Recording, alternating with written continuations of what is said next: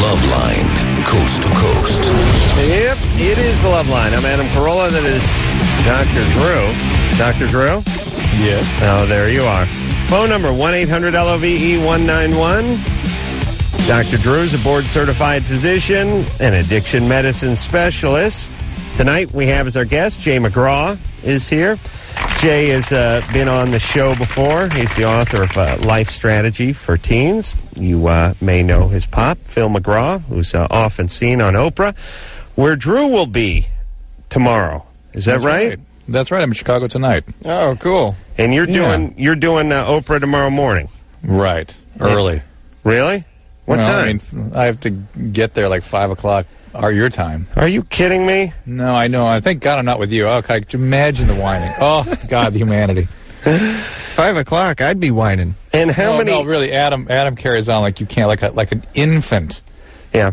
Jay, I'll give you whining. I should write a book called Strategies for Whining. Yeah, Whining 101. First off is wake me up at 5 a.m. I'll start whining. All right. Well, I can see you're gonna be an easy student. Drew? Yeah.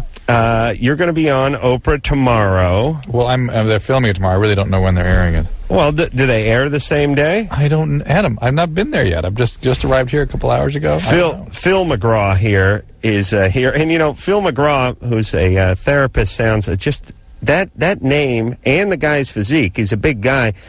He's much more a relief pitcher than a therapist. You're right. Yeah, Big Phil McGraw. I used to think I think middle linebacker. Yeah, middle linebacker, or one of those crazy angry relief pitchers who gets himself all psyched up behind the mound and then pulls his hat down and turns. That works. Jay, have you been on Oprah? No, I have not. Why? How come your dad hasn't gotten you on Oprah? Well, I mean, he's asked, but I don't want to do Oprah. I'd rather do this. Jay's been on Mars. Did you hear that, Drew? I know, I'm laughing too. But this kid's got a sense of humor. Jay's been on Mars Venus. Oh, yeah, well, right. Who cares? I'm talking about Oprah. That's nothing. You've been on Mars Venus. That's nonsense. What are you talking about tomorrow, Drew? There's a theory now that 20-somethings are getting into a crisis they're calling a quarter-life crisis. Oh, yeah? So that's a sort of a population I've been talking to for a lot of years. And Adam and I have been going to colleges for the last couple of years. And we know a little about what's going on with them interpersonally. And now they're sort of complaining about their careers not being sort of exactly what they expected them to be, not living up to their expectations. It's really all the same stuff. I mean, they all have this. It's the same issues coming to bear in their interpersonal worlds that now are coming to bear in their careers. Same stuff we talk about on Loveline. And it's going to be just as fascinating as Drew just explained it. All right, Drew, you ready to take some calls? Yeah, let's go. All right. Adam, you're 19. What's up? Yeah, I cheated on my girlfriend when I went to a party. And now the girl that I cheated on my girlfriend with, she's pregnant. Adam, how old are you? How old are you? How old am I? 19. Right. Okay. Now, you don't believe him, Drew? I just get a vibe. And notice when I asked the question, it's, how old am I? Right. It's something you don't forget. You know what I like about Jay? He's a real smart ass. He fits right in here. All right, so you got the girl you cheated with pregnant, allegedly. And now, how do you know she's pregnant? I seen test results. What test? When she did that pregnancy test thing. Hey, Adam, I got to warn you about something. It's like every 19-year-old girl that is at all like messed up in any way thinks they're pregnant at some point in their life. I think it's just a trend. They all think they're pregnant, so watch out for that. Well, he saw the test, but what was the test, Adam? It was a pregnancy test. All right, hold on. Drew, I'm kind of with you on this one. Completely. I could tell. He's not 19, and he made it up. Really? Yeah. Okay, no doubt. let me just talk to him. Should I talk to him and get him to admit it? No, it's going to Chris. All right. Wow, Drew, that's tough. I mean, it's not exactly like he folded or anything. He's all just right, well, put the Chris on hold. Let's go back and see if I'm right. He's just a little slow on the draw, that's all. I don't think so. Adam? Not slow enough. Listen, we won't hold it against you if you tell us you're making this up. I'm not making it up. What's the girl's name you cheated with? Well, I don't know exactly what her name is. All right. Look, you don't know the name of the girl you had sex with who showed you the pregnancy test? All right, I'm with lying now. Thanks, Drew. Chris? All right. Yeah, what's up, guys? You're 18. Yeah. And look, call the show and BS. I don't care. Just have your ducks in order. Go ahead, Chris. Good BS, right? I don't know the name of the girl. Jesus Christ. Go ahead, Chris. Drew, I've heard you go on, on and on about how LSD and all the bad things it can do you, but I've never heard you say anything about PCP. Yeah, I haven't talked about that much, and I don't really have an opportunity to treat too many people who use a lot of PCP. I've certainly seen my fair share over the years. And PCP, most of the problem with PCP is during the periods of use. It makes people very disorganized. It can make people depressed. It's a dissociative, so people get sort of out-of-body kind of experiences, and they can do all sorts of crazy stuff when they're under the influence. And when they stop using, often their cognition is impaired, too. They just don't think clearly, but mostly, for the most part, in my experience, a lot of that, if not all of it, clears up in a few months. We're talking about angel dust, right? Yeah. And is that not in vogue anymore, Drew? It is. I have one patient that was severely addicted to it, and I wasn't even clear that it was an addictive drug per se, but this woman really, really used a lot and couldn't stop and relapsed multiple times. And, it's just not out there that much. People occasionally use it as a way of bridging into other drugs, but it's not as powerfully addictive as some of the other ones. But it is in the hallucinogenic category, so I would expect to see what we call excitotoxicity, which is these neurons dropping out as a result of being overstimulated in a certain biological way, which is what LSD does, which is what certainly speed does, and perhaps PCP does. All right. Is it a whole lot worse than LSD? I mean, will it hurt you anymore? I would say not. Ecstasy is actually quite a bit worse. All right. Okay. Well, why don't you not do it anyway, Chris? Are you choosing a drug here, Chris? No, the I pros was and cons? thinking about it, but I was thinking about jumping the gap and going on to that. You think about jumping past PCP and going straight to LSD? I've done that. Oh, okay. You know what? I'm seeing a lot of ketamine again now, and ketamine to me is very similar to PCP in terms of how it clinically affects people. Okay. To Special K, ketamine. Yeah. All right. Hey, Chris? Yeah. Don't do the drugs. Come on, buddy. I try not to. Okay. All right. I mean, it's not something you should be wrestling with too much at 18. Save that for the older folks. Yeah, but it's easy to get a hold of. All right. Well, you know what? that makes it okay. You can get dog ass pretty easily, too. You can just go down to the park, go down on a Sunday. I like to go later in the afternoons after a lot of dogs have done their business. Yeah? Yeah. Oh, yes. It's abundant. It's virtually free. Take a little steak with you. That's right. Okay, Drew, where are we going here? We're going here. Claire? Yes. You're 15. What's up? Spit it out, Claire. I'm sorry. I was diagnosed with a venereal disease approximately 3 to 4 weeks ago. Okay. And, Which one? Which one? Genital warts. Okay.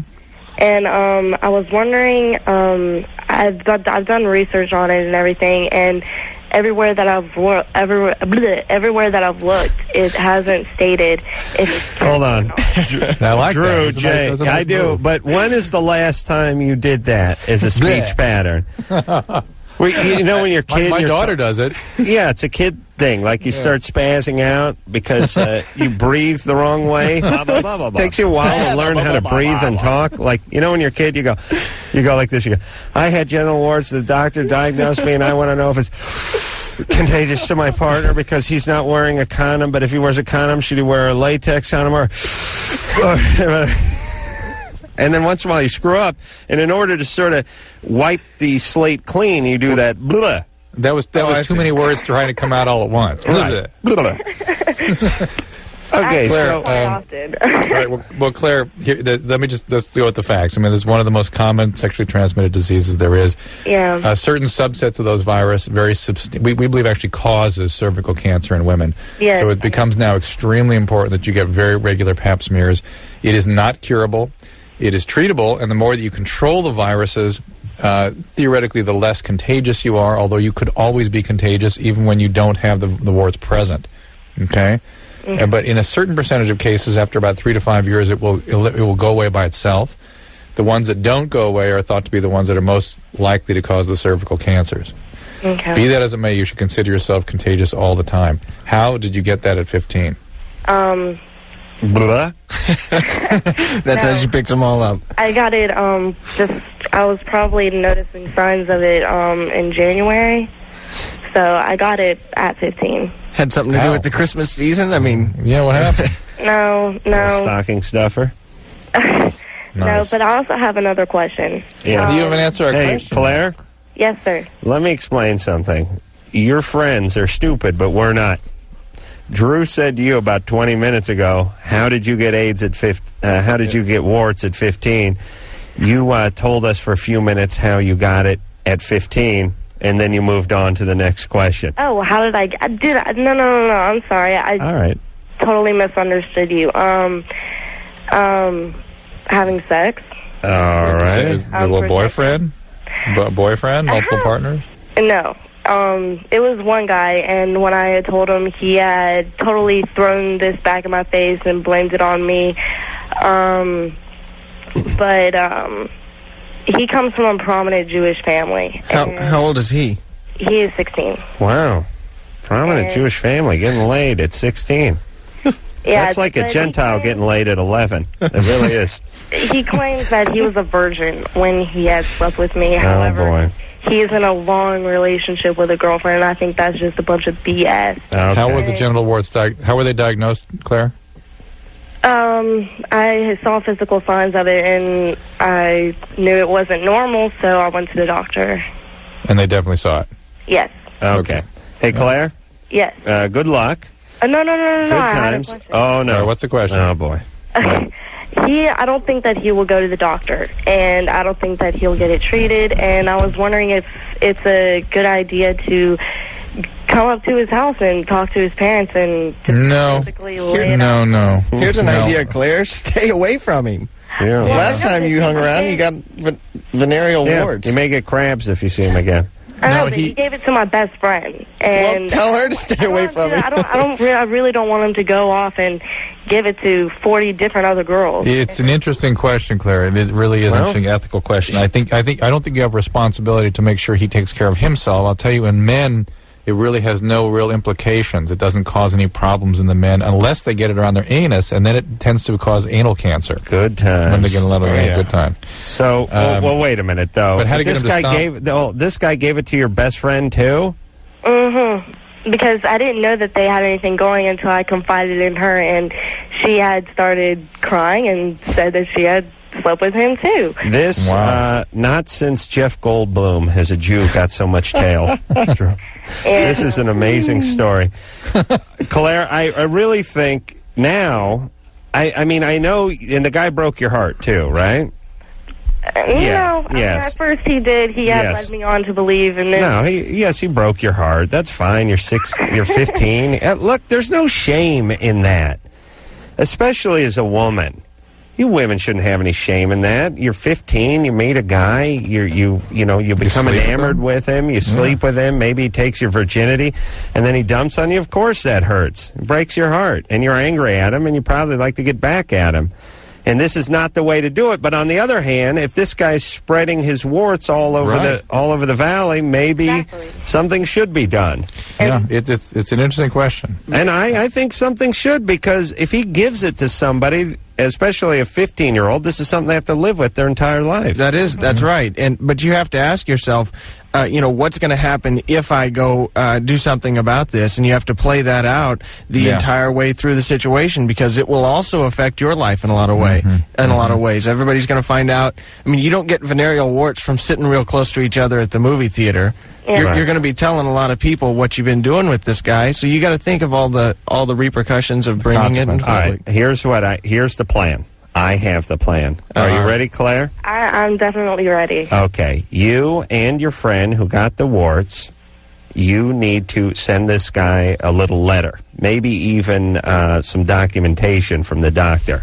And you say, look, we both got warts, and we both got it from you. So here's what you need to do. You need to see a doctor, and we will give you a couple of weeks to do this. But if you do not, we're going to start telling people, because you are a danger. Adam, him seeing a doctor is not going to prevent him from spreading. He may not be aware of it.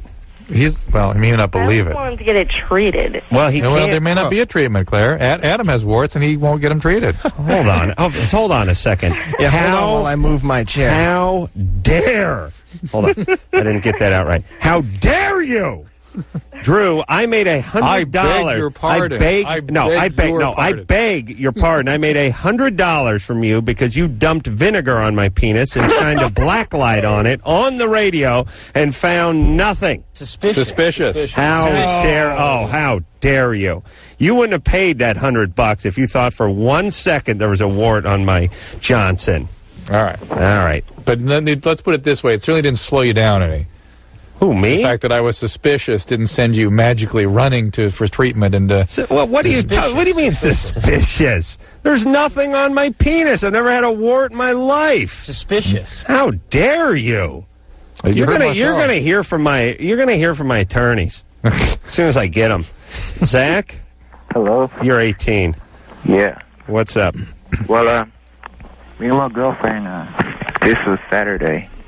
We were having sex. And, well, I noticed she was grunting, but I didn't really, say anything to her while we were doing it. And I took her home, and I went back. And I went back home, and there was feces in my bed. Yeah, maybe your dog jumped up there. Well. Hey, Zach? Zach, what are you doing? Zach? I think that was a bogus call, Drew. Yeah, I would agree with you. Nice job, Damien. Let's talk to Santos over here, who's 18. Hello, hi, Dr. Drew. You guys, Dr. Drew and Adam, you guys are the best. You're gay. Thank you. No, wait. No, please don't hang up. We're not hanging up. We're not hanging up. Okay. No, I know it sounds gay, but come on, guys. I mean, I should. Well, you know what? Never mind. Well, here's my problem. Yes, sir. I sniffed glue when I was 13, and 13? Now I'm 18, right? Yeah. So, at school right now, I'm slow to comprehend the stuff, And my question is, if that has to do anything with what's happening to me right now. Well, here's the deal with glue: is that the inhaled hydrocarbons, which a lot of people do these days, is unbelievable. People sniff gasoline in the glue. It tends to basically dissolve the frontal lobes of your brain, which is a little different than what, say, ecstasy and speed does, which is destroys the limbic system, the emotional centers of the brain.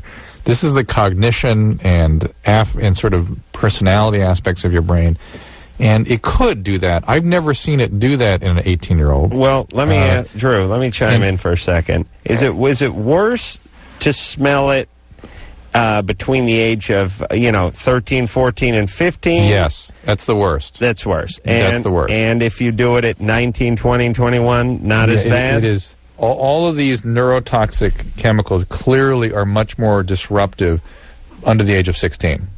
Okay? So you hit a sweet spot there, Santos, in terms of when you were doing this. And yet could affect your learning. Of course it could. It could be brain damaging. But maybe you're dumb. He deserves the benefit of the doubt. Well, he deserves an evaluation to see if he has some pre-existing learning disability. Maybe you have some kind of ADD or some other kind of learning problem, which many addicts, alcoholics have. I don't know if you're an addict also, but certainly that could be part of the problem here. Santos? Yeah. How long did you sniff glue for? For about a month. It's not that much. And here's the reason, though. Here's the reason. I was getting beat up by a bunch of bullies. Okay, Right. I didn't have nobody to talk to, And my mom, well, she was not really. We were not talking to each other every day. We would, hardly talk to or eat together like once a week or something like that. Yeah. That's why the main reason I did that. All right. One month. What kind of glue was it? Like model glue? What do you call the thing that you put to the furniture so it can shine? Oh yeah, it's like lacquer. Varnish, yeah. But Santos, that's the reason most people use drugs. They're trying to regulate their emotional world. They're trying to feel better, trying to escape something unpleasant. Hey, Santos, are you doing something else now? No, sir. No, I've never done pot. I've never smoked pot. All right. Hey, Santos, this 1 month didn't turn you into an idiot.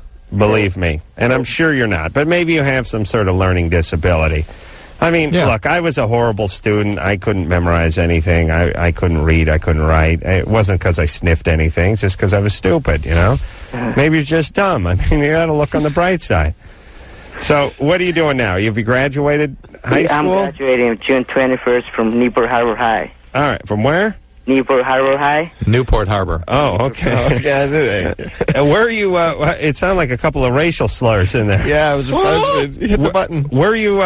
Where do you come from originally, Santos? I came from Mexico, from a state called Michoacan, and which I should send. Okay, you have an interesting accent. Doesn't just sound like a Mexican accent. Really? Yeah, it's interesting sounding. Thanks, man. Yeah, all right, no problem. All right, so listen, you're bilingual, right? Yeah. Sure as hell hope you're bilingual.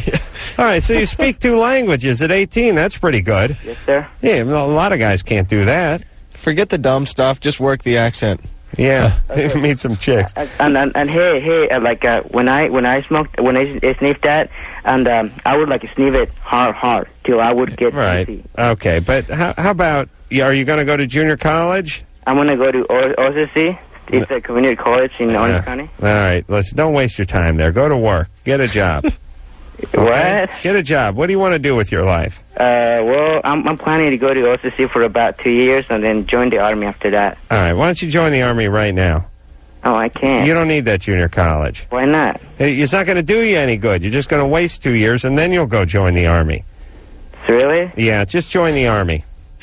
Adam's That's what we need. educational campaign. Get those glue sniffers some guns and put them to work. That's what I say. Jay McGraw is our guest tonight. He is the author of Life Strategy for Teens.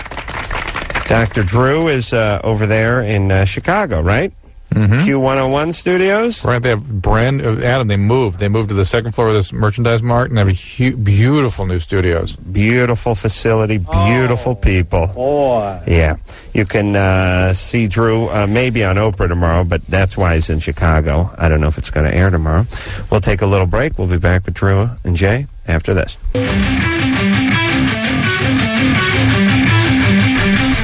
Hey, everybody, it's Loveline. I'm Adam Carolla. That is Dr. Drew.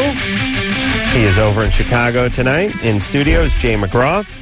Jay is the author of Life Strategy for Teens. You've seen Jay's famous father on Oprah just about, seems like every day I turn on Oprah. And Jay's dad is there, Phil McGraw. And speaking of Oprah, Drew is going to be doing Oprah tomorrow. Yes, right. Drew? Yes, Adam. Fantabulous. All right, so we're going to hop back to the phones? Sure. Gina? Yes. You're 32? Indeed. What's up? My menstrual cycle started becoming irregular after a couple months on Prozac, and I wanted to ask Drew if there was any correlation. Sure, all the antidepressant medicines can screw up your period. No doubt about it. Have you ever had irregular cycles before? No. Okay. What's the dose of Prozac you're on? I started on 20 and then went to 40. Did the periods become more irregular then? 40? It's, yeah, I mean, it's kind of hard to say because it was sort of like right as I was transitioning to the 40, that's when I noticed that it just started to go on for a really long time, and it was thin, and, you know. Okay, all right, well, that's not uncommon at all. Okay, because they didn't mention that as a potential side effect, and I was just... Yeah, it's not a typical thing, but it's not uncommon. How's that Prozac treating you? You know, I wasn't initially impressed with, you know, the effects. I was just like, oh, is this all it does? And then I kind of thought, okay, well, now this is helping more. You can focus on what you're doing, and, you know, you can pay attention so that you can get done what you need to get done. Out of curiosity, did a general doctor prescribe that for you, or did a psychiatrist? I don't know if he's a psychologist or a psychiatrist. I'm really not sure. But it was a mental health professional. Mm-hmm. Okay. Well, it would have been a psychiatrist, right? Yeah, it has to be a psychiatrist. Yeah, I suppose. Yes, you're right. Yeah. All right, okay, sweet pants. Mm-hmm. Good luck. Good times. I'll try some of that Prozac. Mike? Yeah, no kidding. Oh, my God. You ready? What would it do? Well, it would make you'd be less hostile and aggressive. Well, stop the whining. Hold on, Jack. The irritability, Adam. The irritability. It's driving me. It's driving me insane. Well, you get 2,000 miles away, and your nuts get the size of Idaho. Wait till you get back in the studio, and I take you apart. Now, listen. You accuse me of having warts on my pepe. Of course, I'm going to lash out against you.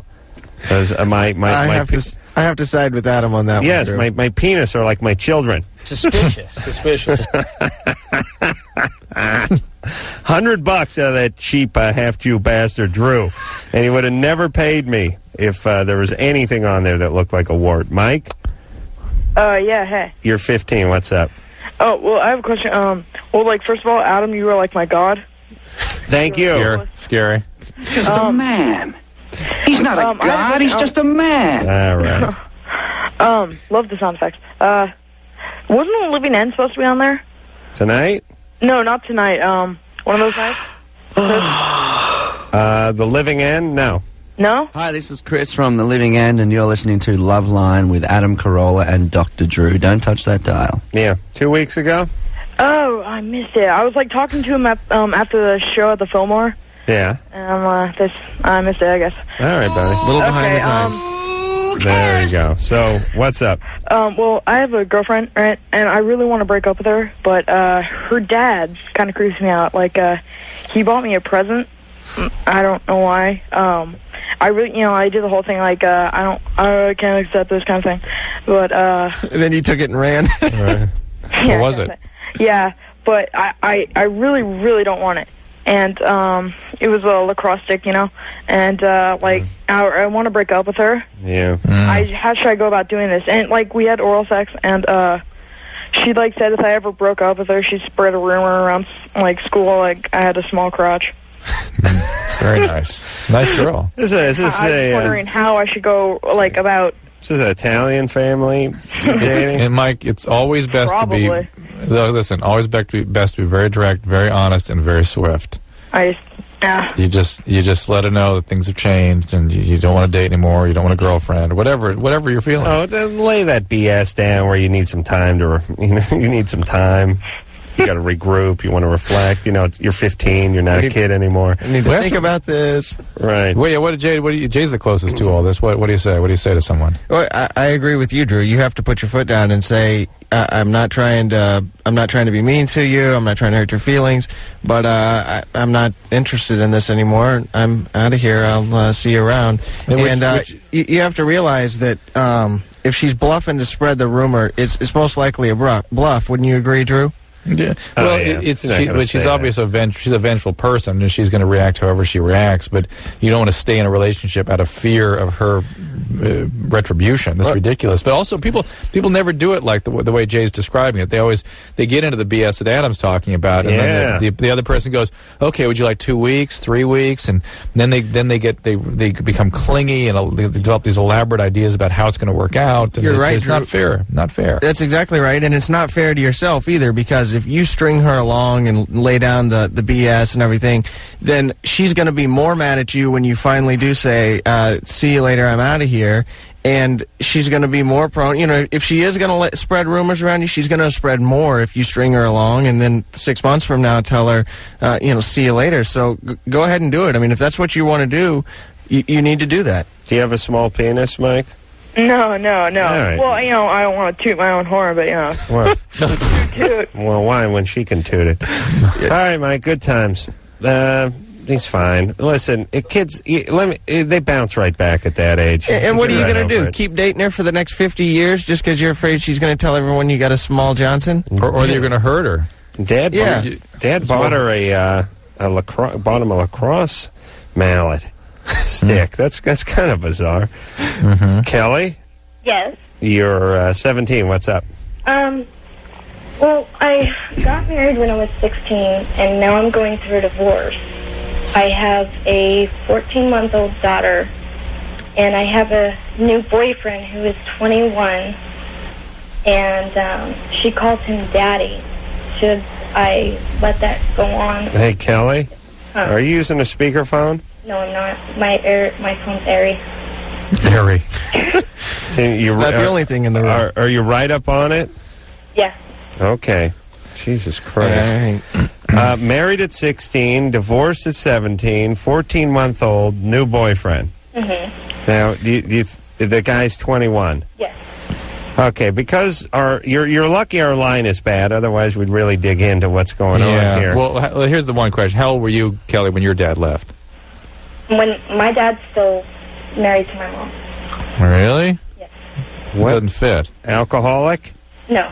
What happened? Something happened. I went against my parents' wishes. Did they physically abuse you in some way? They didn't. No? Nope. Well, maybe you're just... I was raised very, very well. All right, you're just a bad person. It happens. I'm proud of you. You're able to act for yourself. Well, let's think, none of this influence. How do you think it would feel as a young, very young child to attach to someone as dad and then have him disappear? She never had a chance to attach him. No, but I'm talking about the boyfriend. I mean, think about that. If you're going to keep this guy around for 12 years, great. Let her call him dad. It's fantastic.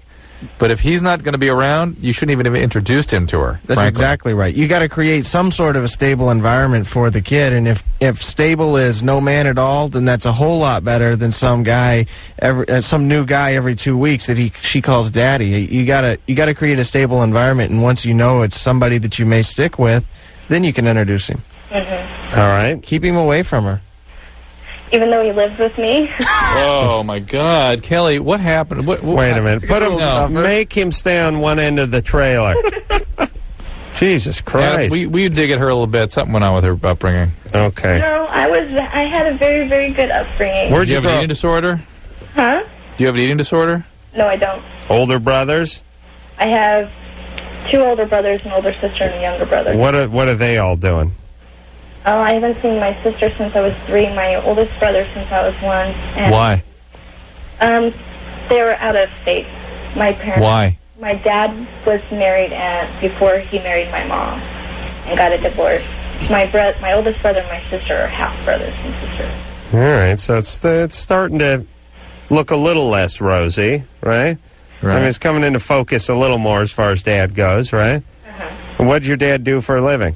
He's a carpenter. Aha! Oh, horrible, horrible people. Jesus was the only good one. And Adam was a carpenter. The jury's still out on him, by the way. I heard Rabbi Shmuley last night attacked him. Yeah, said as a carpenter, he said that he padded a lot of his estimates and gouged the elderly. And they got records on that. That's right. Unacceptable. We've got this new revelation. We just found a tomb full of old documents. That's right. Turns out he charged time and a half for all his laborers when he wasn't paying them OT. All right. Hey, Kelly. Uh-huh. All right, baby. Well, they do live in Idaho, so that may just explain everything. Nothing else to do. What does this guy do, this 21-year-old guy? He works for my dad, actually. No. He's a carpenter, right? Yeah. He's not a roofer, is he? They do roofing. Oh, baby. Roofing, tile. Okay. So bad, baby. Laminate. Okay. Here's what laminate work? Yeah. Oh, boy. He does countertops and stuff like that? Yeah. Well, good times. I've done a lot of that. Look. Yeah, that speaks for itself, Adam. I'll tell you. I'll give you some advice and we're going to hang up on you. Okay. Do not get pregnant again. Do you hear me? Oh, I'm not going to. Because I'm sure it was planned the first time. It was more planned than... Use protection, okay? Yes. And what are you using? Birth control foam, morning after pill. No. Kelly. Real big planner, are you? Huh? Real big into the planning, are you? Jesus Christ. Kelly, morning after pill is an emergency measure. It's not meant to be contraception. Get on the pill, for God's sake. I use the pill, foam, and the morning after pill. Well, if you're on the pill, you can't use the morning after pill, okay? Okay. All right. You're on the birth control pill. Take one every day? Yes. All right. You take care of that kid, and if the guy's a good guy, he gets to stay in the trailer, all right? Okay. All right, and for Christmas, if he's still around, you get him a laminate trimmer. It's a very small router. High RPMs, works nice for laminate work, okay? Okay. Doesn't have to use the big half-horsepower job. All right, baby. Good times. Well, I'll tell you, I know that laminate work, Drew, if you have any questions. Oh, I do. Any questions tonight about laminate work? I can answer them. Radius laminate work, vertical, countertop. I do it all. You don't do the rock stuff, do you? What? The Corian? Or the granite? Well, no, that's not laminate work. Really, why do you have to undermine me? You said tops. I know, but I'm talking about doing laminate for countertops. All right. Jay McGraw is our guest tonight. He is the author of Life Strategies for Teens. Dr. Drew's over there in Chicago. We're going to take a little break, and we'll be back.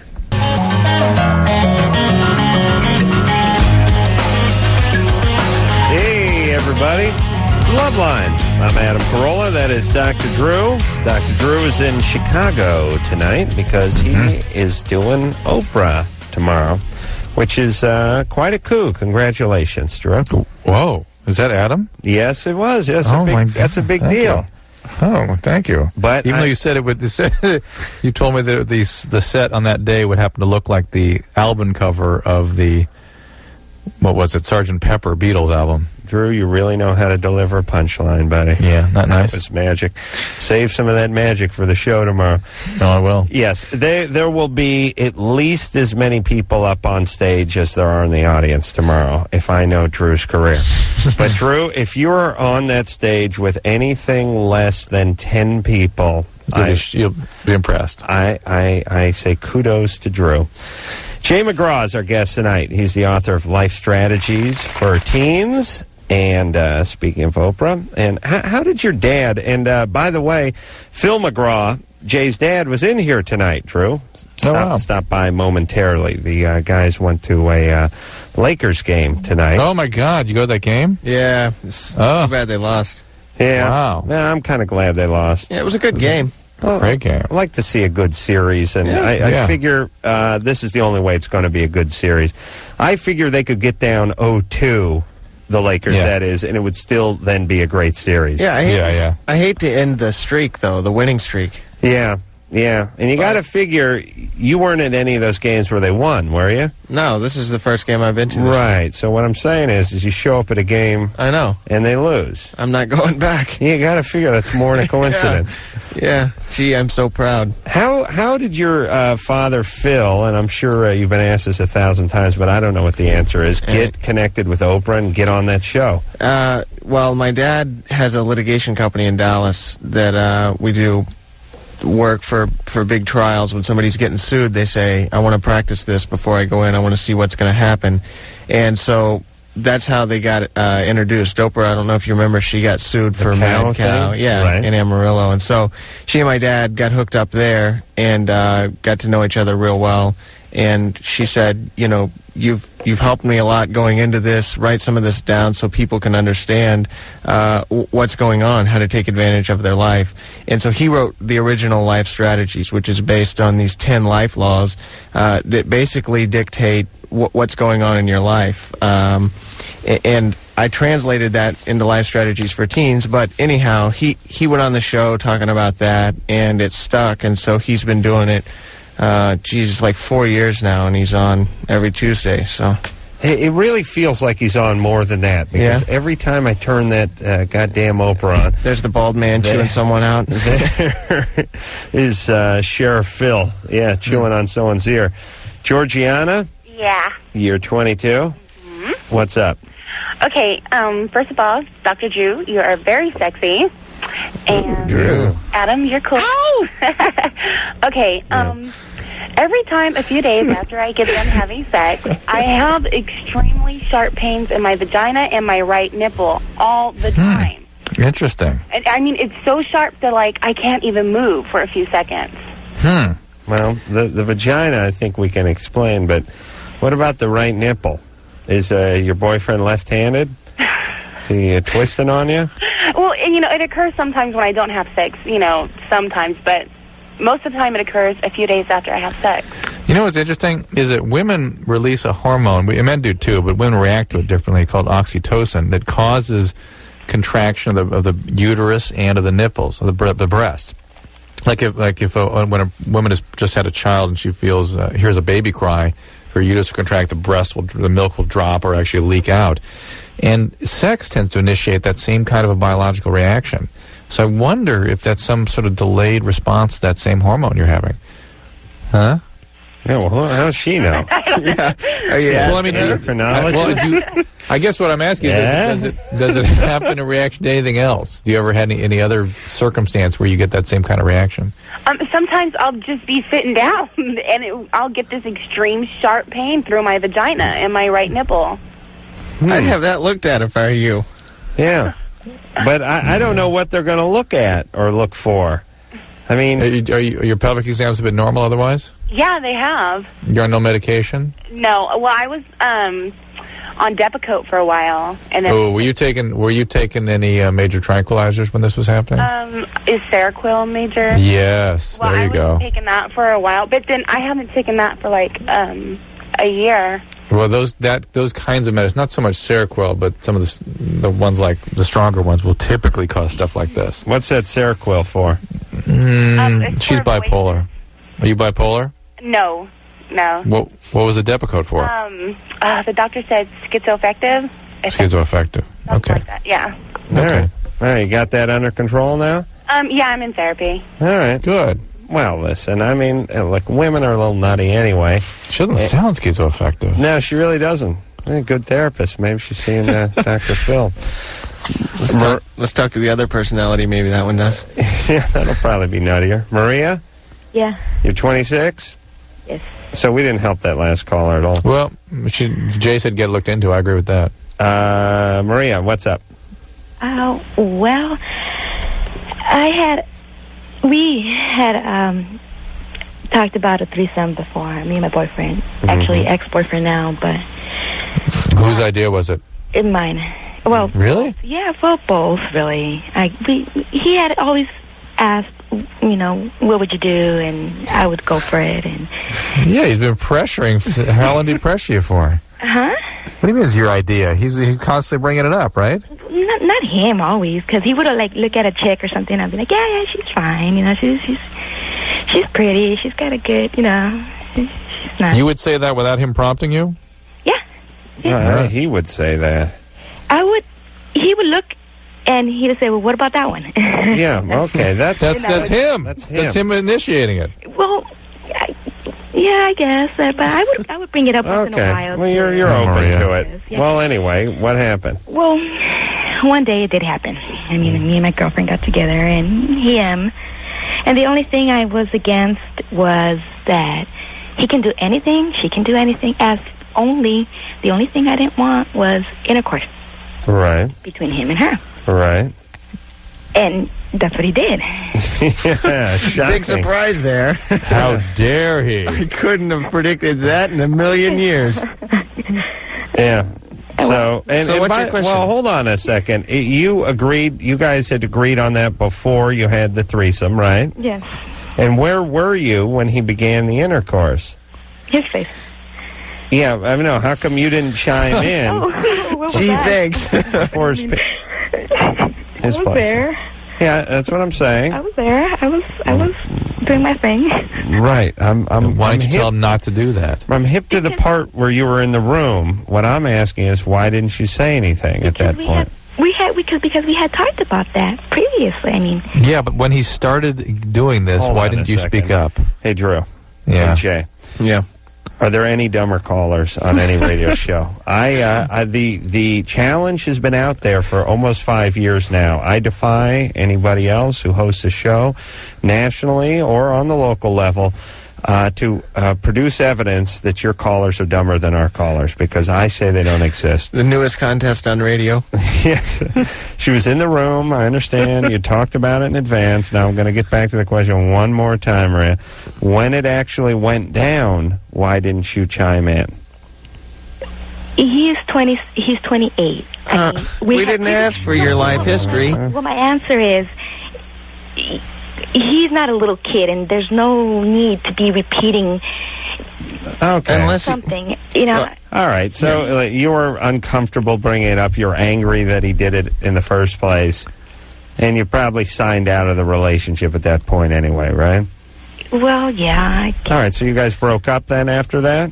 Yeah. Well, kind of. I stopped talking to him, and he's been calling me back. Okay. Relationships never survive threesomes. They never do. It'd be great if they did, but they don't. So now what's the question? Great if they did. That's my point. Is that, fivesomes. What's wrong with that? What the hell? What is in an abstract sense wrong with that? Except that it's incredibly unhealthy for people, and it destroys their relationships. So you shouldn't do it. Drew, don't you? Am I right by saying that the reason that she does this, or that other people do this, and even go to the level that the reason she says, she's pretty and she's pretty hot, is the fact that she's afraid he's going to leave her if he doesn't, if she doesn't cave in? Now I'm wondering, am I attracted to chicks? Because now I'm like, wondering and like masturbate over chicks. All right. Well, you're confused. No, I don't think so because. No, really? Really, I mean, it's been in my mind for a long time. Well, this is the only time that we've worked together. Okay, but Maria, you enjoyed yourself with your friend, sexually. Yeah. Okay, just shut up. You're now without a man, right? You're single. Yeah. You're on your own. Do you have any kids? Yes. Oh, baby. Oh, come on. But she doesn't know anything. Yeah, she doesn't know anything except for her mom's a crazy half lesbian. No, because she's not involved with any of my friends. How old is your daughter? She's 4. All right, no more kids, right, Screwball? No. Okay, now you're single, you're on your own. Okay, met this guy. quiet down. Maybe you're into women, maybe you're not. Take some time, step back, evaluate, and if you're into women, you're into women. That's fine.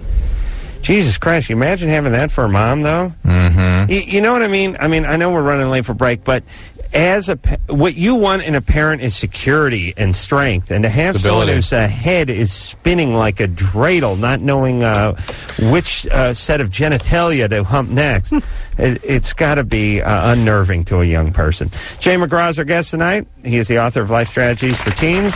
We'll be right back.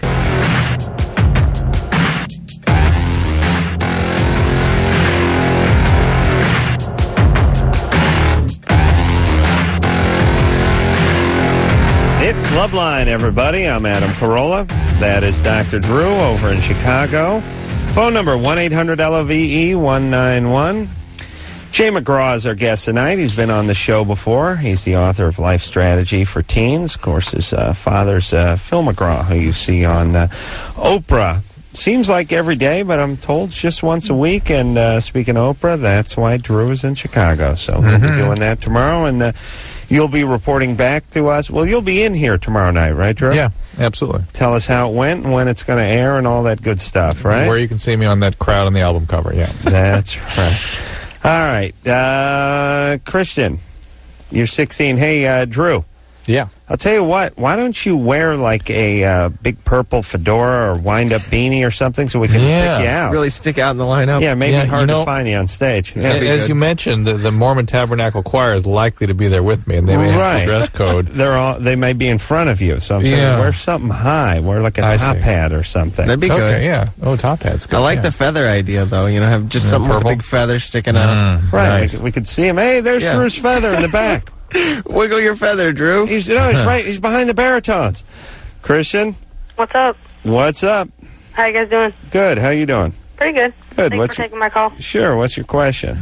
I'm a lesbian, and when me and my Congratulations. well, it's relevant to the story. All right. When me and my girlfriend have sex, she bleeds during sex. Mm-hmm. Not every time, but do you take out the vagina? Yeah. Do you take your retainer out? Yes, I do. Yes, you do. All right. Some women will bleed in response to sexual stimulus. They will. Yeah, that's just normal. Thing. How old is your girlfriend? 15. Ooh. Whoa. And do your parents know you're lesbian? Yeah. Do her parents know she's a lesbian? Yeah. And they're okay? Everything's cool? Yeah, everything's all right. Oh, yeah? My biological dad doesn't accept it too terribly much, but my mom's really accepting of it, so. Where's your biological dad? Well, actually, I just got kicked out of his house, and I'm going back to live with my mom, so. Okay. Well, a little payback for dad, huh? Yeah, something like that. Was he a bad dad? He was back when I was a child, but. What did he do?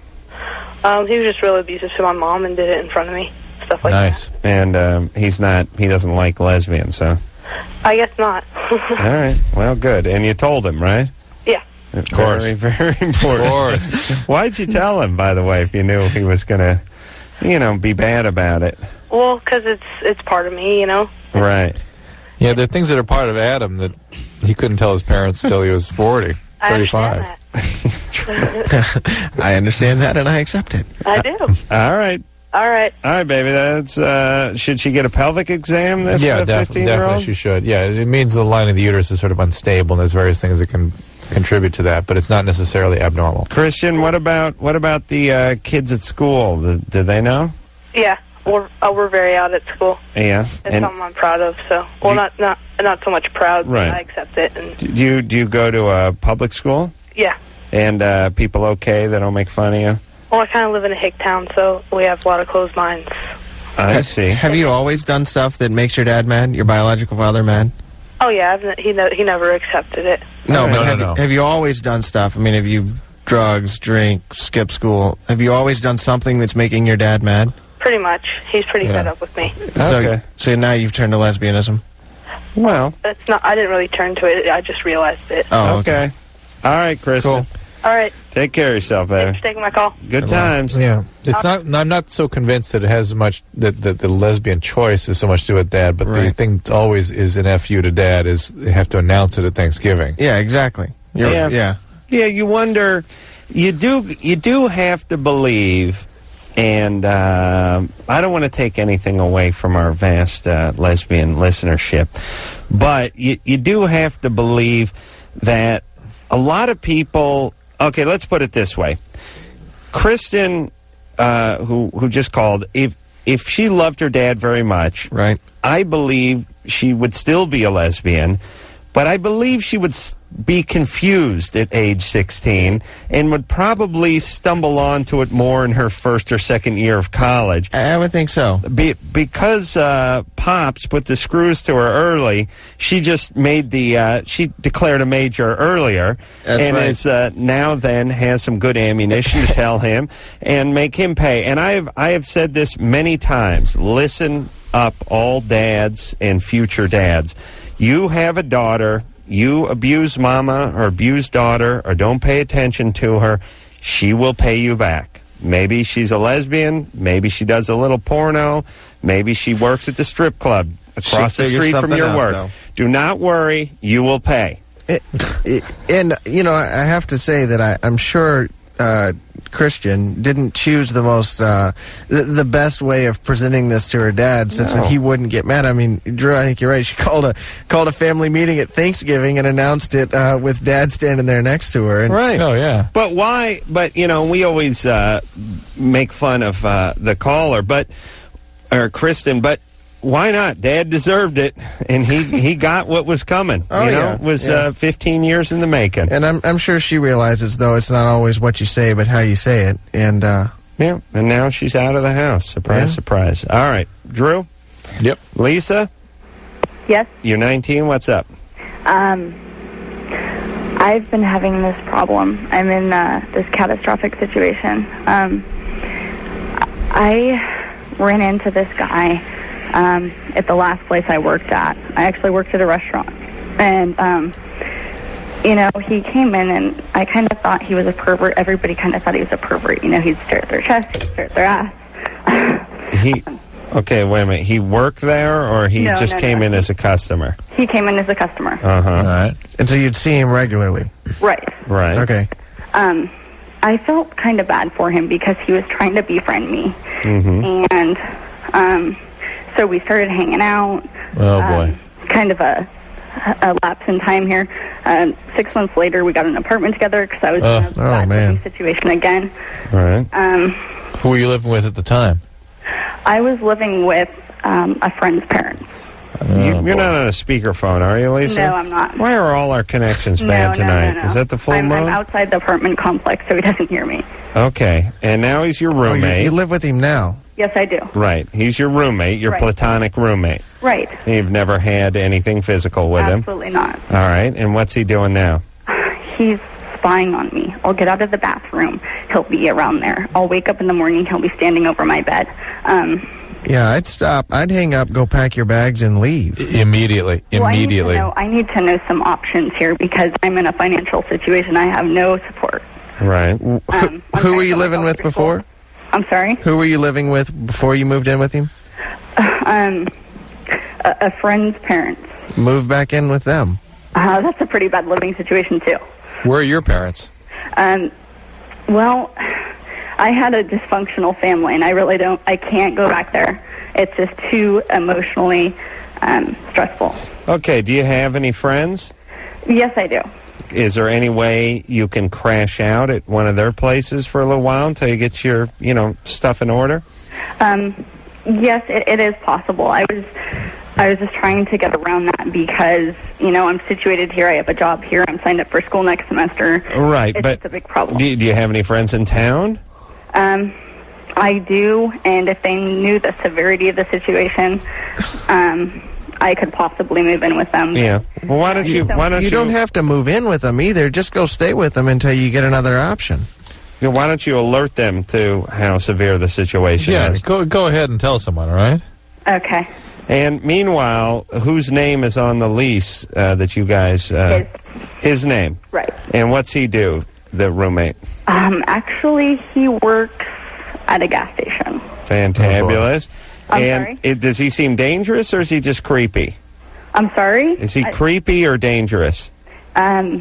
He's both. Actually, I've been trying to get a hold of you guys for quite a while. And well, you guys tend to get these people that don't even really have a bad problem. I mean, it's not even a problem. It's just, let's get on Loveline so we can be heard.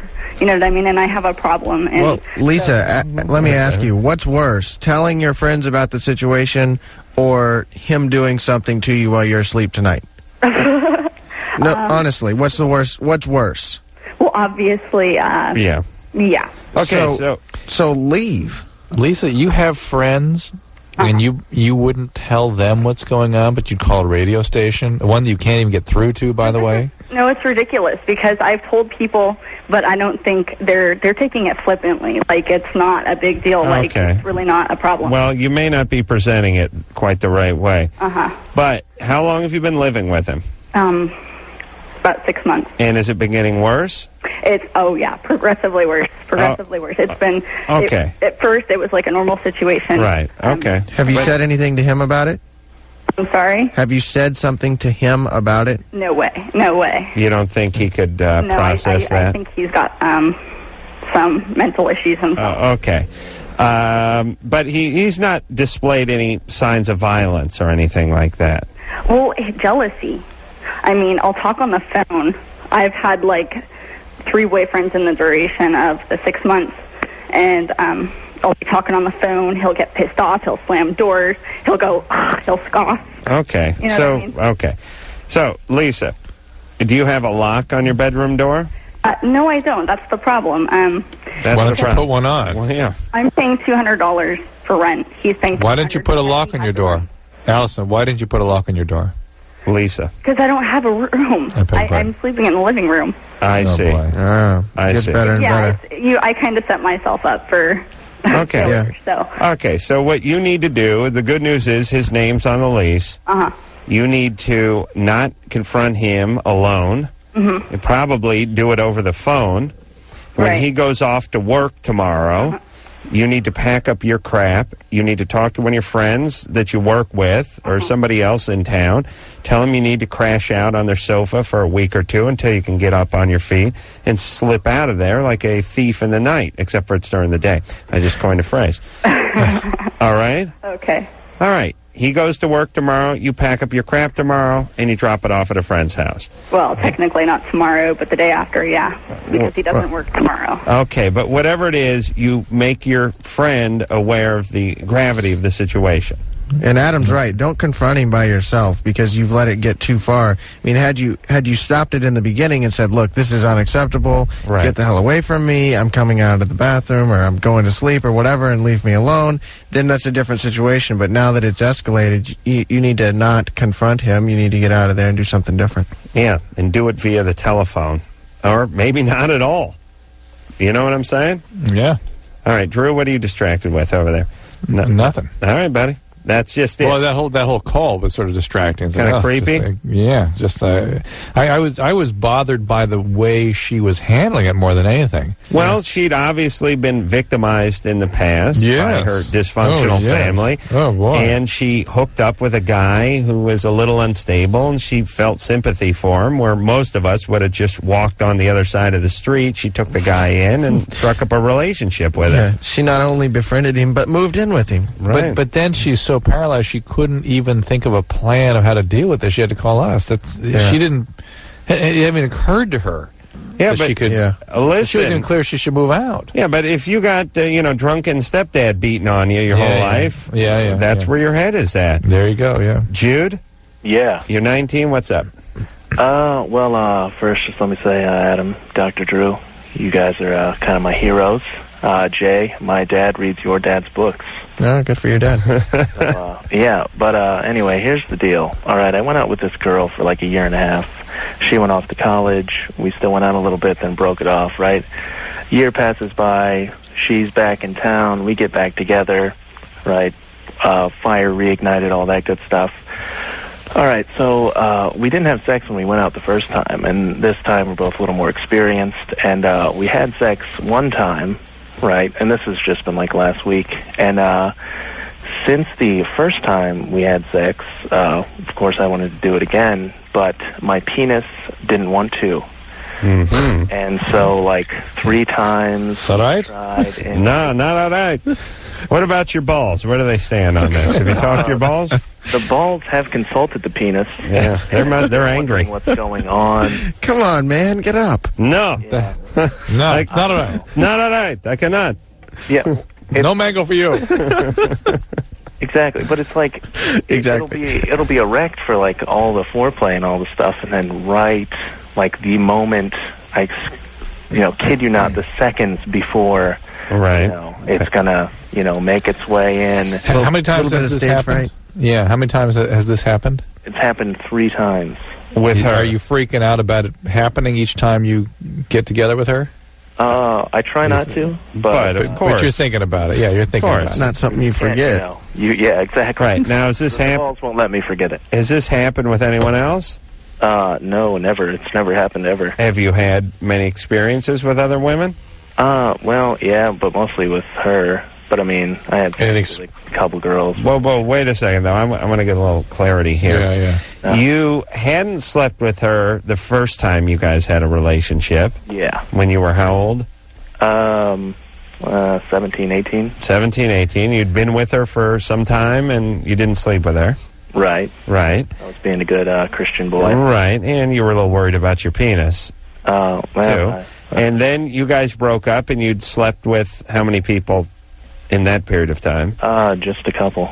Just a couple. So you don't have a vast amount of sexual experience. No, not at all. And so then you hooked up with this girl, and it worked the first time. It worked, yeah, nicely. And then you realized maybe you were falling in love, and then the penis sort of crapped out on you the second, third, fourth, and fifth time, right? Well, yeah, I don't know. Okay. Either that or, because she had been, like, with however many guys. Oh. You were a little intimidated. Hiatus. And, because we, talked about it. And yeah. Oh. Always a bad plan. Always. That makes the penis go away. Yeah. Performance anxiety or something. I don't know. Yeah. Well, it's performance anxiety based on, and probably some guilt and some anger, too, right? You're kind of angry that she did all this. You were already mentioned that you sort of were trying to be a good religious, they did some religious beliefs about being sexually active, and that can create some guilt. And then, lo and behold, you didn't measure up. And now you go into each battle worrying about possibly having this happen again. Of course, that makes it happen. Okay, so Jude, now you can masturbate, no problem. There's no problem with the plumbing. No, not at all. No medicine, no medication. No. Okay. Right. Hey, you just need to be honest with her and sort of take the pressure off yourself and your uncooperative penis. She'll be. Pleasantly. What's the word I'm looking for? I don't know. Flattered. She'll be flattered. I don't think she will be. Yeah, she will. If he says I'm so into this, it makes me anxious. It's too overwhelming. I'm really having feelings that are so overwhelming. It's almost too much for me. I already did that, and then it happened again. Okay, but I'm a long time listener, so I kind of knew how to go about it, right? Right. But she what was her reaction when he told her that stuff? She was just like, okay, well. And what'd you say? Did you say, I know that you slept with the entire campus while you were gone, and I'm having a little problem living up to that? Or was it, I'm having a little anxiety I care about here. you so much, yeah. Yeah, it was more the second one. Really. Okay. All right, well, that's all right. Hey, wait, how did she react?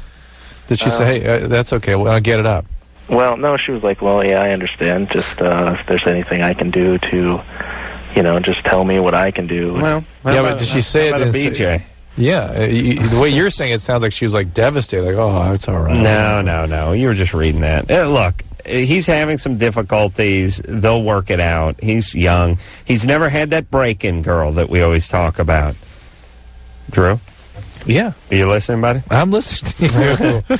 Yeah, that's your time to go, oh, yes, you're right, Mr. Carolla. You're always right, Mr. Carolla. Jay, do you know what a break-in girl is? I'm sorry, I've missed that one. Go ahead, Adam. Tell Jay what a break-in girl is. Guys need this, because let's face it, we need to perform sexually, whereas women need to just be there. Drew, what are you getting into? That's your magic, huh? Altoids. All right. And guys, if they hop from girl to girl to girl and one night stand and one night stand and one night stand, they never find that one girl that they really work it out with. Okay. Build their confidence, try all the positions. You know that thing where you both walk around nude during the day in the apartment? That girl. If you don't have that girl, if it's all a bunch of, you just finished off a sixer of Mickey's and you're having some sort of drunken conquest in some guy's car, you never quite work that out. And Jude has not worked that out. And he's a little behind at 19, although not everyone has at 19. So this might be his girl. He just has to get over the hump, pardon the pun. Just take it slow and work it out. An extensive run in the minor leagues to work out his game. Then get to the show. Drew, who do you got there?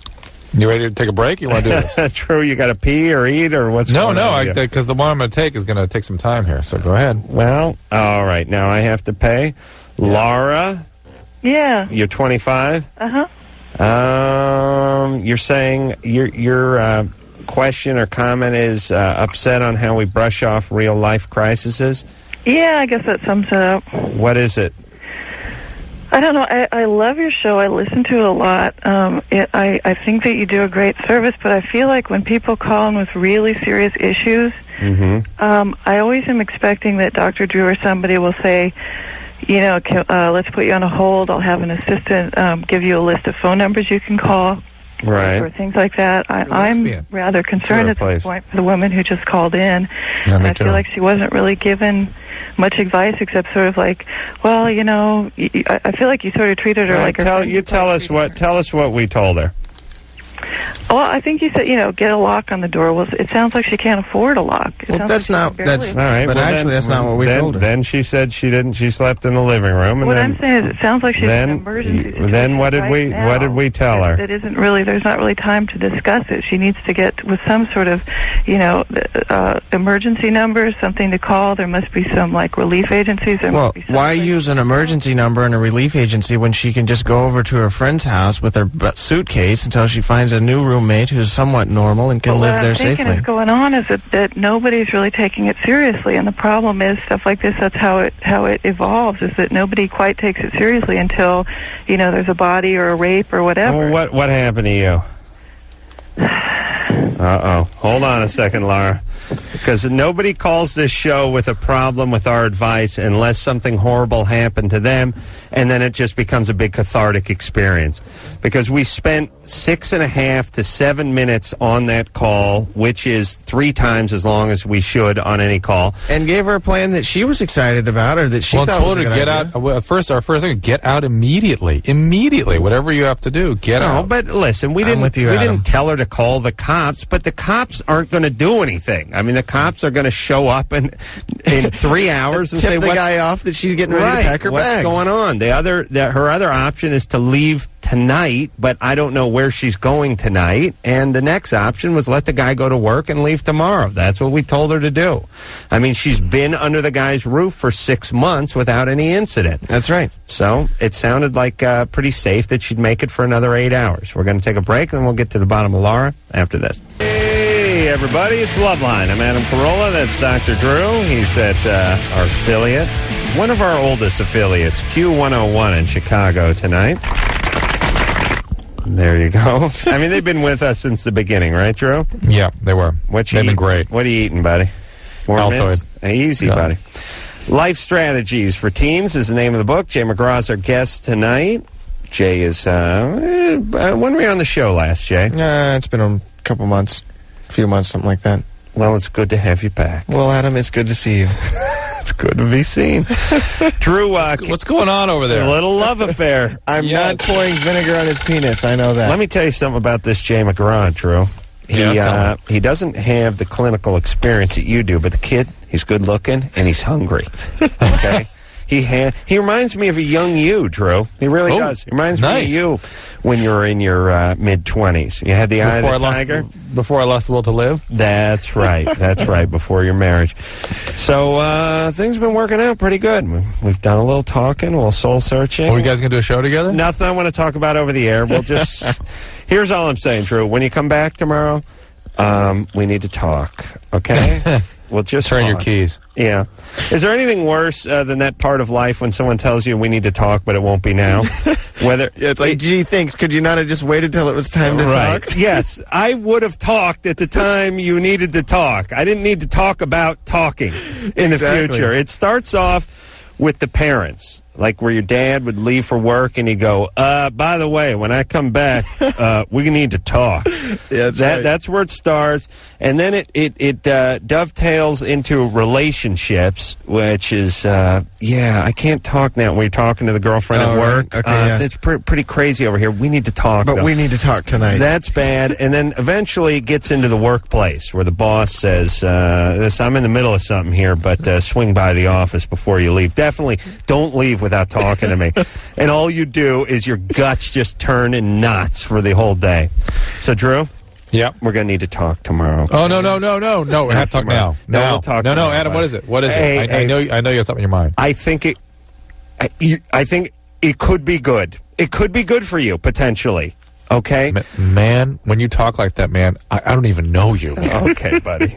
Who do you got to talk to? We're talking to Laura, remember? Oh, that's right. Oh, good. Laura? Yeah. Yes, you're 25. So Laura called, and she had some constructive criticism of the show, and that's fine. And by the way, for my money, we don't take enough of these calls. Anybody has a problem with the show or something I said or something Drew didn't say, you can go ahead and call us up, and we're always free to have a little debate over the air. Laura, you can rag on me for a while, too. Call and chew Jay a new one, too. That's right. Laura didn't like the way we handled the call that we had a few calls back where the girl had a freaky roommate. We basically told her to pack up and leave, but we did not tell her to call the cops or leave that night. Didn't seem like a dangerous situation. We didn't want to agitate things, and I don't know realistically what phone number we could have given her. I mean, it's very convenient to say you should have given her some emergency number, but what emergency number comes over and scoops you up at 11:15 at night from your apartment when there's nothing going on in your apartment? Exactly, because your roommate of 6 months has been a little weird lately. Right. Okay, but Laura, more importantly, what happened to you that gives you the energy to call us about this? Obviously child abuse, but also a friend I had, I'm from New Mexico, who had a very strange roommate who finally came after her in the shower with a knife. Wow. The use of her hand because she was trying to fend off the knife. Right. And this was someone she had roomed with. This was someone she knew, and she would tell people about it. I found this out because I was in New York and heard the story, or I probably would have gotten more involved, but people wouldn't believe her. They would not believe. Now, Laura, you're actually a great person for us to talk to, because the most incredulous part about that call, I forget the caller's name, for me, Lisa, wasn't it? Yeah. Was what you're talking about now, which is that the way these women tolerate these incredibly bizarre, inappropriate, poor boundary roommates, and why doesn't occur to them that they need to make a change or how to change it. Well, that's unfortunately, this is what I'm calling in about. That's unfortunately the problem. Obviously, there is a dysfunctionality with the person, or they wouldn't be attracting it. But what is the point is, what's happening is there is a certain point where all they're doing is asking for help, and right now we can't even discuss the logistics of what she needs to do to see the shrink or whatever. We just need to get her away. And my feeling was not so much that you gave her wrong advice, but, and I will fax it into you, you can call it Laura's list, a list of numbers that just really freaked out women, or men too, because it happens to men too, can call at the last minute to, at least, if nothing else, the police will generally not do anything until after the blood has been shed. Sure. There are organizations that can at least offer some advice, offer shelters, Laura, you're right, and in fact, I've put a list of those numbers in my book because I agree with you. I think it's an important thing to do, but people have to realize that it's not always our fault, and I'm not passing blame out to people who are victims of horrible situations, but it's the same with parents whose children are rebelling. You know, they go do something, and the parent says, don't do that again, and the kid walks off, and they just stand there. You know, when somebody comes to you and says, I'm in a tough situation here and I feel like I'm in danger, if the person you tell that to walks off and that's the last person you got to talk to, it's now your responsibility to say, no, stop and wait and listen to me because I need to talk to someone because I am in danger and I got to do something about it. We can't pass the blame out. Except that the kind of women who are involved in these situations do not have any self-esteem. They do not have any belief in themselves. But Laura, help me. What does that feel like? What is it? Help me comprehend what that place is.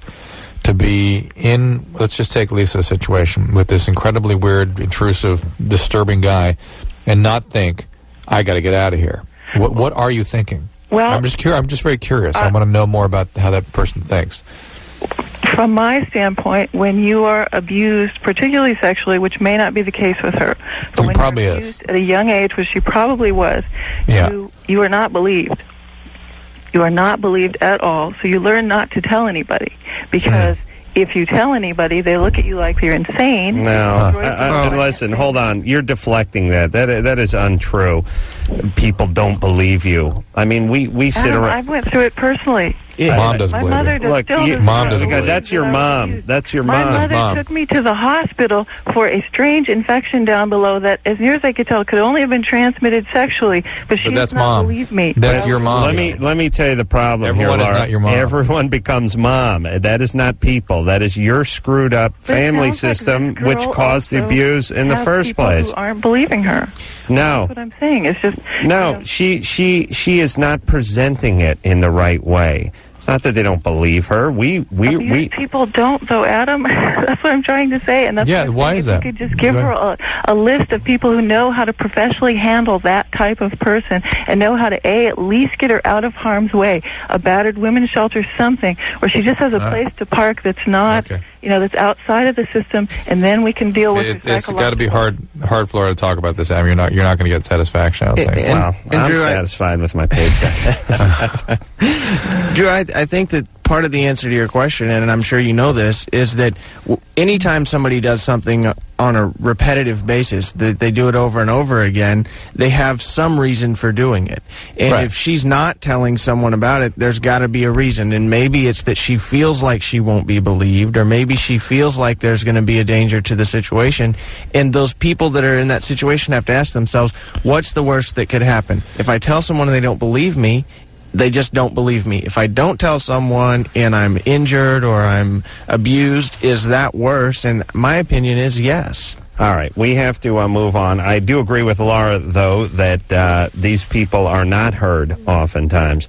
Yeah. John, I mean, but it's not because people don't believe them. It's because they don't have the ability because of their abuse. But then you see what happens. You see what also happens, Adam. Laura, we're hearing her and getting alarmed about it. We're telling her to get the hell out of there right away. And what Laura hears is, you guys didn't hear her. Right. Exactly. Nobody's going to hear that. Right. If your parents don't hear you, no one hears you. John? Right. Hey, guys.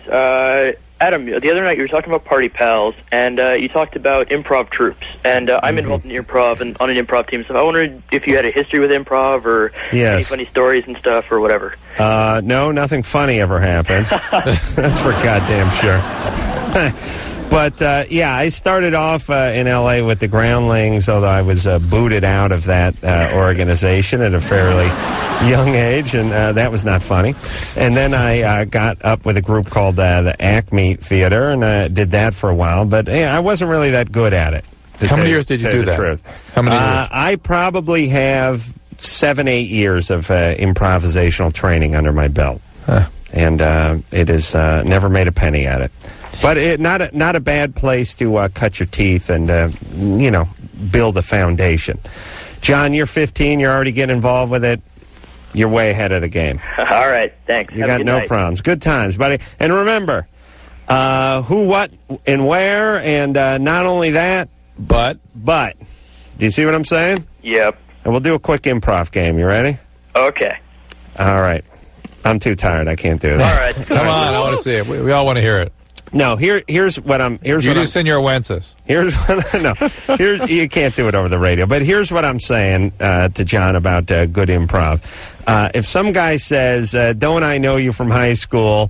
You say, "Yes." And not only do I know you from high school, we were on the football team together. That's right. Yes, and don't do what all those other people did to me and what Drew does every night, which is, huh? What are you talking about? No. All right, buddy. Are you kidding? No way. Good times. Yeah, Drew's the greatest. I'll go. It's like that scene from Shining where Jack busted down the door with the axe, and I'll go, huh? It's that never heard of that movie. It's that comedic timing coming through again. Oh yeah, he's got it in spades. Chris? Yes. You're 25? Yeah. What's up? Well, I'm just trying to figure out how I can tell my best friend of 6 years that I have more feelings for him, that I love him, actually. Is the friend gay? No, actually, I think he's more straight, because he does have a girlfriend. I believe I'd keep that to myself. Adam, speaking of timing here, well, this is more than we have time to do right at the moment. No, it isn't. Yeah, I want to get into this with him a bit. No, I don't want to get into it that much. Chris, the guy's straight, right?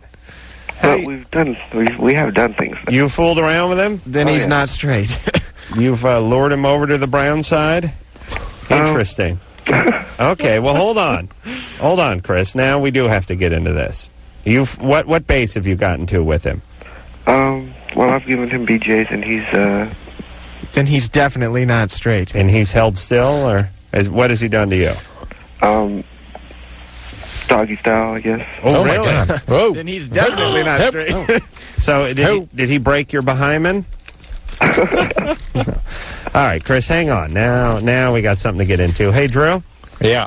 Please, with the Altoids into the goddamn microphone. Please. Come on. We're going to break in 8 seconds. You can't? You got it? All right. We'll be back. Hi, this is Mark from Blink-182, and you are listening to Adam Carolla and Dr. Drew on Loveline. I have a really big dick. Yeah. Mark? Hey, Drew, what's happening there, buddy? Dude. Want to eat some more mints? Or Yeah, nah. All right. Should be out by now. Jay McGraw is our guest tonight. Life Strategies for Teens is the name of his book. Is this thing a bestseller? Yeah. Is it on the New York bestseller list? Yeah, it was for 3-4 months, but wow, it's been out for a while now. All right. So you can find it anywhere, right? That's right. Bookstores. Where they have books. Or Amazon.com. All that good stuff. Chris? Yes. So let's get to the bottom of this, pardon the pun. 25 years old. You're in love with a friend of yours. This guy's been a friend of yours for some time. You're gay. Drew, please. No. With what's been going on between you two, why has it just been a friendship? Well, I'm not sure. I'm just kind of afraid that if I actually say that I love him, he'll get mad or... But it sounds like you guys have been in sort of a romantic relationship or a love relationship for quite some time. Well, it's more just a physical thing, an emotional thing. Right. That's what I'm getting from it. Now, he has a girlfriend, right? Right. And this guy's got to be a mess, though, right? He's a handful, this idiot. I mean, really, do you really want to get in with this guy? I mean, he's bi, he's confused, he's screwy. I've had everybody, leave me behind, and I don't want to do that to him. What do you mean? Well, I don't want to, leave him in the dust or, abandon him. Drew, what is going on over there? What are you doing over there, Drew? What are you talking about? What are you eating over there? Mints. Stop it. Stop rattling around back there, would you? Jesus. It's horribly distracting. I'm sorry, Chris. I'm so sorry for Drew's lack of respect. I was distracted. I couldn't hear. What's the problem? You've been married for 4 years. You have 2 children. You want to now, answer this? So, I don't. You mentioned everybody else leaving you behind. What does that mean? Oh, but I don't want to abandon him Well, who abandoned you? Well, basically everybody. I'm just all alone with me in this world, I guess. Okay. What's up with you? I mean, you're very depressed, right, Chris? Yeah. Let's forget about this guy for a second. Let's talk about you. Do you work? Yeah. Do you like your job? Yeah, it's a good job. Yeah. Okay, I gotta say, got going for me. Do you have friends? No, I kind of just stay up in my room all day. You have a roommate? No. Where do you live? I got my own apartment. And what's up? I mean, have you ever tried to treat your depression? Are you on any medications? You ever seen a therapist? No, I've always heard, everyone says, they take the pills and you got to take them for the rest of their lives and stuff, and it doesn't really cure anything, it just helps it temporary. How about consulting a therapist and, getting out and living your life a little bit? And by the way, nothing could be more further from the truth about what you're saying about depression.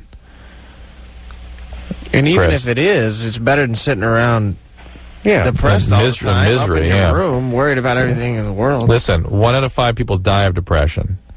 Okay, is that a better outcome than taking medication? They kill themselves. Right. 1 out of 5 depressed people. And yes, indeed, 50% of people that have major depression will have a relapse, but treatment with antidepressants for 6 months will usually cause the depressions, often cause to go into remission. Okay, so don't focus on this guy and his ass so much, and get some help, get some therapy, and get the hell out there and join life. I really wonder, he didn't describe really what the nature of his relationship was with this guy. I really wonder what this was, some sort of service agreement they had. You know what I mean? Yeah, I know this guy's a piece of work, though. I mean, The other the guy guy. he's lusting after. Oh, yes. absolutely. And you don't have to, it's not like an extreme where you either tell this guy you're in love with him and spend the rest of your life together, or completely abandon him.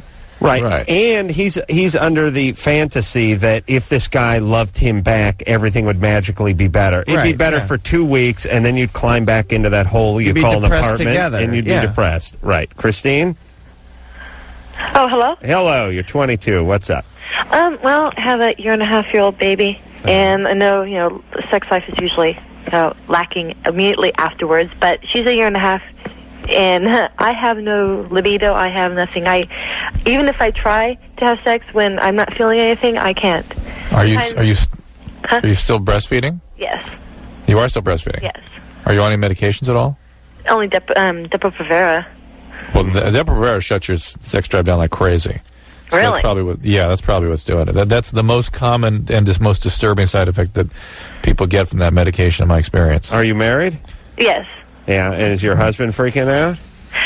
He's been pretty understanding, but, it's gone down to, once every couple of months. Yeah. And every time we attempt it, either she wakes up or I physically can't, even if I'm, interested and excited. When you say she wakes up, you're talking about your vagina? No, I mean Carrie, the I baby. see. I was confused. The baby. But, we'll send her to the babysitters and... Right.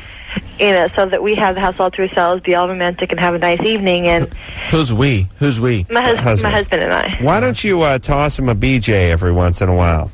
You know what I mean? He's been a good guy. Not really like that. Oh my God, this guy should be sainted. What are you talking about? Well, what do you mean? I used to, but I really just kind of one of those things I kind of don't do anymore. Okay, Kristen, get off that Depo. Get off the Depo-Provera. It's a great contraceptive, but not for you. Yeah, obviously. You don't have sex. I was told that it would only affect a little bit. Wonderful contraceptive. No, it can be. Some women are completely shut down by it. Completely. Yeah. Really? Well, listen. Wait a minute. Why don't you give him a BJ every once in a while? I just don't like it. Oh, who cares? Suck it up and do it. I mean, well, I beg your pardon. I'll jack him off sometimes once, because I gotta feel bad for the poor guy. But that's not sex. Well, I understand. Are you angry with him for anything? No. He's been great about this whole thing. Yeah, he's been really sweet about Sainthood. it. He hasn't Sainthood. affected me at all. Yes. Not in the slightest. He's been real sweetheart. Drew would have given you his famous strong arm technique by now. Believe you me. The full Nelson. That's right. He's a passionate man. He can't go that long without some nookie. But wait a minute. He is how old? 22. The guy's a young man. He's and sexually, boy, for a male, you may not be feeling it as a female at 22, but for a male, it's 22. I mean, Jay, how old are you? 21. 21. Oh. Jay was humping my leg during the last break. He's out of his mind over He it. just thought he liked him. Yeah, so don't worry. I'll plug the book. Well, that's also the problem is if I don't feel like it, that's one thing, but I know that he can't go a couple months. All right, that's not healthy. toss him a BJ every once in a while. For Christ's sake, you women on your in your big ivory towers over there. Well, I'm not in the mood. Well, I don't like it. Well, I'm not a prostitute. Look, You don't like it. Let's just substitute BJ for back rub. Your man is working 2 jobs. He's working hard. He's out in the sun. He comes home, his back's sore. You're plotzing around the house all day. Give him a little back rub. That's what it is. This guy deserves it. This guy's been very understanding. Jesus Christ. You know what? The problem with women is they're so attached to sex. You know, it's like if they're not in the right mood and they have sex, it makes them a prostitute. No, it makes you a good wife. And I know we don't. I'm not going to win any popularity contest for saying this, but the guy's been a great guy. Why not? It's that big a deal? You've done it before. Adam's soliciting for dates right now. Thank you very much. All right, we'll take a break. Drew?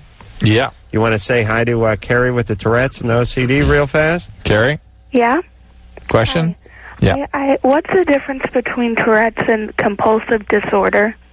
Obsessive-compulsive disorder is Tourette's is a very specific syndrome where people have sort of sounds and twitches and words sometimes they emit without any ability to screen them out or contain them. Well, I think like I that. saw one on the street, and there was like a Mexican nearby. Well, that'll do it.